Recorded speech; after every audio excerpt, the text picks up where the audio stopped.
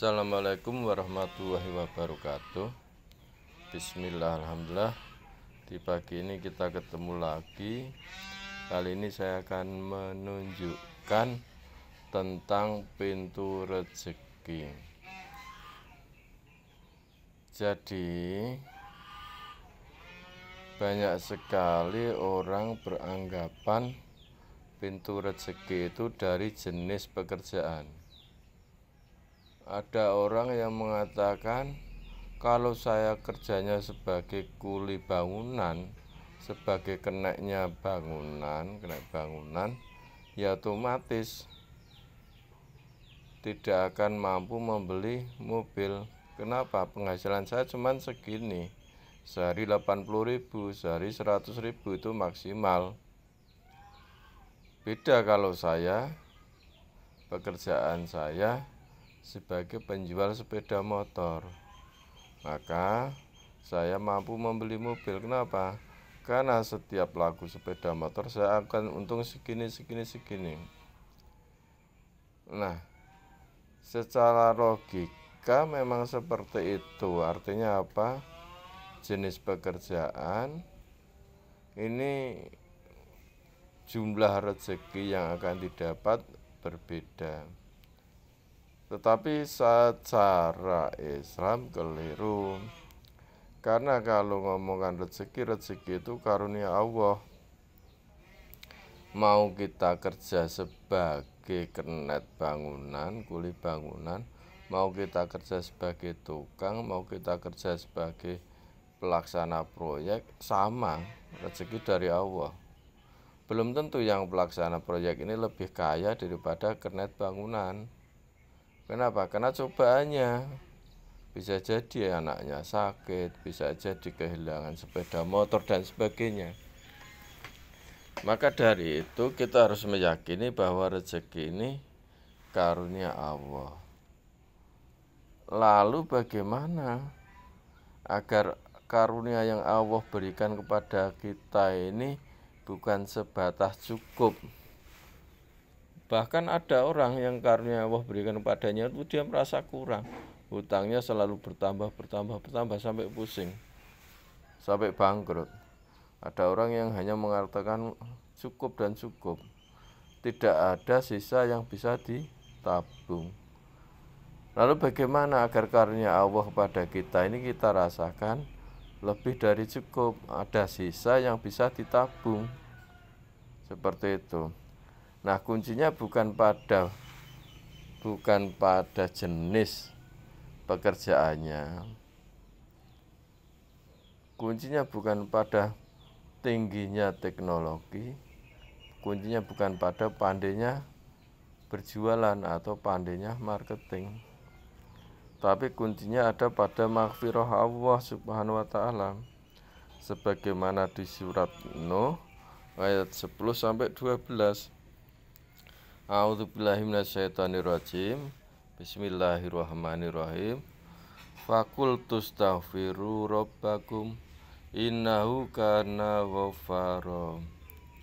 Maka aku berkata kepada mereka, mohonlah ampunan kepada Tuhanmu, sungguh Dia Maha Pengampun. Jadi kita semua meyakini kalau kita beristighfar kepada Allah, kalau kita memohon ampun kepada Allah, Allah pasti mengampuni dosa kita, karena Allah Maha Pengampun. Tetapi hendaknya kita jangan membatasi hanya sampai di situ saja. Kita jangan membatasi hanya pada maghfirahnya Allah saja. Karena ada rahmat yang Allah akan berikan kepada kita, karena ada karunia yang Allah akan berikan kepada kita seiring dengan maghfirah yang Allah berikan kepada kita. Yaitu apa? Ayat nomor 11-nya. Yursilis sama alaikum mitroro. Niscaya Dia Allah akan menurunkan hujan yang lebat dari langit kepadamu.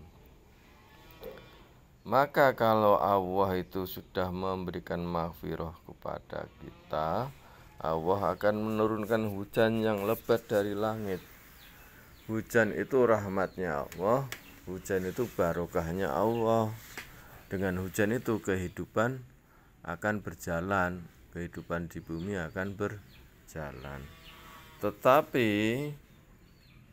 juga bisa dipahami, jadi hujan itu rezeki, tetapi rezeki itu juga bentuknya seperti hujan.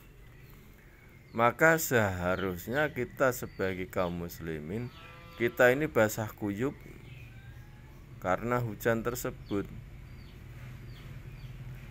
Tetapi kenapa sebagian besar kaum muslimin ekonominya pas-pasan, ekonominya di bawah rata-rata?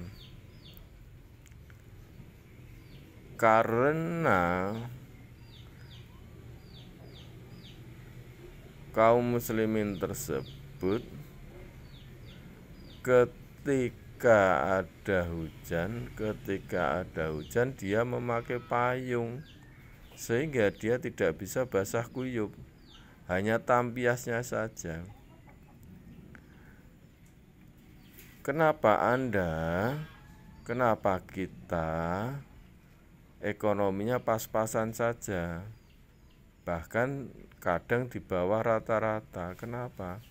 Karena rezeki yang bentuknya seperti hujan ini kita malah memakai payung, sehingga bukan basah kuyup, tapi hanya tampiasnya saja.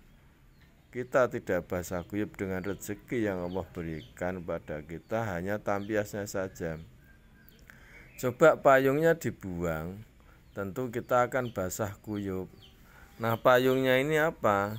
Karena ini urusannya dengan memohon ampun, ya payungnya itu dosa-dosa kita. Coba dosanya kita buang, nanti kita pasti akan basah kuyup. Basah kuyup akan hal apa? Ayat nomor 12-nya. Wa yumditkum bi amwali wa banina wa yaj'al lakum jannati wa yaj'al lakum anhara. Dan dia memperbanyak harta dan anak-anakmu. Kita akan basah kuyup terhadap harta dan anak-anakmu. Jadi harta tidak perlu ditafsirkan. Kita akan basah kuyup dengan harta. Artinya apa? Kalau Allah sudah memberikan maghfirah, tentu Allah akan memberikan harta yang banyak melimpah kepada kita. Kita juga akan diberikan anak-anak. Anak ini bisa diartikan anak kandung, bisa diartikan murid. Anak kandung mendoakan orang tua, murid akan mendoakan guru. Jadi anak-anak ini bisa diartikan anak kandung atau murid. Dan mengadakan kebun-kebun untukmu. Jadi kalau kita ini belum punya rumah, maka Allah akan memfasilitasi kebun dan rumah tersebut. Ini otomatis kalau Allah sudah memberikan maghfirahnya. Dan mengadakan sungai-sungai untukmu. Sungai ini bisa diartikan pintu rezeki. Kalau Anda sebagai kernet bangunan, sebagai kuli bangunan, ya otomatis itu pintu rezekimu. Kalau Anda ini jualan asongan, ya itu pintu rezekimu. Kalau Anda itu jualan kelondongan, ya itu pintu rezekimu. Airnya tidak akan berhenti mengalir, bagian sungai yang airnya mengalir terus. Dan Allah akan memberikan pintu rezeki untukmu. Nah, intinya kembali di atas, bagaimana agar kita bisa basah kuyup akan harta dan anak-anak, kebun-kebun dan pintu-pintu rezeki ini, ya otomatis tadi kita buang hijab kita buang, yang memayungi kita buang, yang membentengi kita, yaitu dosa-dosa kita. Kalau ngomongkan dosa, yang pertama jelas kita beristighfar kepada Allah Subhanahu wa Ta'ala.